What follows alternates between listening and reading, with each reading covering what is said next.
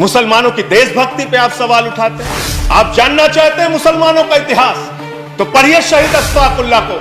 जब फैजाबाद की जेल में उनको फांसी के फंदे पर ले जाया जा रहा था, उनसे पूछा गया आपकी कोई अंतिम इच्छा, तो उन्होंने कहा कुछ आरजू नहीं है, बस आरजू है इतनी, रख दे जरा से कोई खाके वतन कफन पे। यह है मुसलमानों का इतिहास पढ़ लेना। लेकिन आपको तो दाढ़ी से आपत्ति हो जाती है, टोपी से आपत्ति हो जाती है। अच्छा हुआ आप 1857 में नहीं थे, वरना दाढ़ी रखाकर जिन उलेमाओं ने अंग्रेजों के खिलाफ लड़ते हुए अपने सर कटवाए, उनके बलिदान को आप शर्मिंदा कर। बहादुर शाह जफर के इतिहास को पढ़ लेना। उनके बेटों का सर कटवा के रंगून की जेल में उनके सामने रखा गया। मानव अंग्रेज के पुलिस अफसर बहादुर शाह जफर को गिरफ्तार करने के लिए आए थे, तो उनका मजाक उड़ाते हुए उन्होंने कहा कि दम दमे में दम नहीं, अब खैर मांगो जान की, ऐ जफर ठंडी हुई शमशीर हिंदुस्तान की। तो उस बहादुर शाह जफर ने अंग्रेज अफसर को जवाब दिया था कि गाजियों में बू रहेगी, जब तलक ईमान की, तख्त लंदन तक चलेगी। देख हिंदुस्तान की, हिंदुस्तान के मुसलमानों के इतिहास को पढ़िए, के प्रति आपके मन में सम्मान पैदा होगा। मुसलमानों की देशभक्ति पे आप सवाल उठाते हैं, और कुछ लोग ऐसी टिप्पणी भी करते हैं जो मेरी समझ में नहीं आता। मैं अन्ना जी के आंदोलन के मंच का संचालन कर रहा था मान्यवर। मेवात से एक मुस्लिम लड़की उस मंच के संचालन के दौरान कही कि उसने कहा कि मैं समर्थन देने आई हूं, भाषण देना चाहती हूं। भाषण जब उसने समाप्त किया उस मुस्लिम लड़की ने, तो उसने कहा भारत माता की जय, भारत माता की जय, वंदे मातरम। और मैं उस विचारधारा से सहमत नहीं हूं। मेरा इस्लाम इतना कमजोर नहीं कि वो वंदे मातरम कहने से खत्म हो जाए। इस तरह की सोच के लोग हिंदुस्तान में रहते हैं। मैं जिस सुल्तानपुर के छोटे से शहर में काम करता था, वहां मेरे साथ शमशाद भाई काम करते थे। बहुत आपसे ज्यादा तेज भारत माता की जय वो लगा सकते हैं, वंदे मातरम लगा सकते हैं। आप आज इस नए भारत में कर क्या रहे हैं? झारखंड में क्या हुआ मान्यवर? चोरी के आरोप में एक आदमी को पीट के मार दिया गया, इसलिए कि वो मुसलमान था, एक वर्ग विशेष से था। क्या इसकी चिंता इस सदन को नहीं होनी चाहिए? क्या धर्म के नाम पे इस देश के अंदर बंटवारे चलते रहेंगे? ये विविधता में एकता वाला देश है। यहाँ पे सभी धर्म, सभी जाति, सभी वर्ग के लोगों को सम्मान से रहने का हक है। लेकिन आपको तो दाढ़ी से आपत्ति हो जाती है, टोपी से आपत्ति हो जाती है।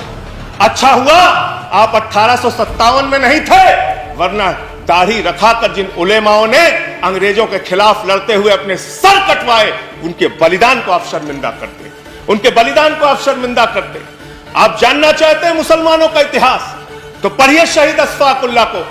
जब फैजाबाद की जेल में उनको फांसी के फंदे पर ले जाया जा रहा था, उनसे पूछा गया आपकी कोई अंतिम इच्छा, तो उन्होंने कहा कुछ आरजू नहीं है, बस आरजू है इतनी, रख दे जरा से कोई खाके वतन कफन पे। यह है मुसलमानों का इतिहास पढ़ लेना। बहादुर शाह जफर के इतिहास को पढ़ लेना।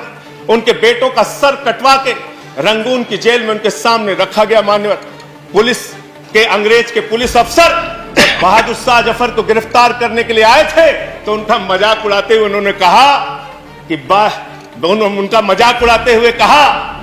दम दमे में दम नहीं, अब खैर मांगो जान की, ऐ जफर ठंडी हुई शमशीर हिंदुस्तान की।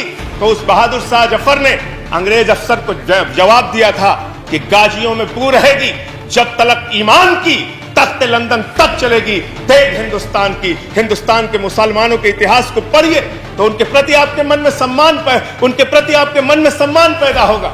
और ये दाढ़ी और टोपी से और वंदे मातरम लगाने से और अल्लाह अकबर कहने से किसी का धर्म अगर कमजोर हो जाता है, तो माफ कीजिएगा, आपका धर्म, आपके धर्म की व्याख्या बहुत कमजोर है। हिंदू धर्म जिसको हम मानते हैं, वो हिंदू धर्म तो कहता है वसुधैव कुटुंबकम, पूरा विश्व हमारा परिवार है। और आप भारत माता की जय लगाते हैं, आप भी जोर से लगाते हैं भारत माता की जय, हम भी जोर से लगाते हैं भारत माता की जय। लेकिन मुझे बताइए, दुनिया में कौन सी ऐसी मां है जो अपने बच्चों में भेद करती है?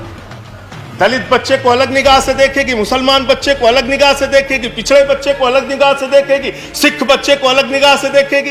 अरे मां तो वो मां होती है जो अपने कमजोर बच्चों का ज्यादा ख्याल रखती है। भारत माता की जय लगाना है तो दिल से लगाइए। पूरे हिंदुस्तान में रहने वाले 130 करोड़ हिंदुस्तानियों का साथ दीजिए, तब इस देश का विकास होगा। चमन में इख्तलाते रंग बू से बात बनती है, चमन में एक तलाते रंग बू से बात बनती है, हम ही हम हैं तो क्या हम हैं, तुम ही तुम हो तो क्या तुम हो। इस बदलिए, इस धारणा को बदलिए, इस विचारधारा को बदलिए।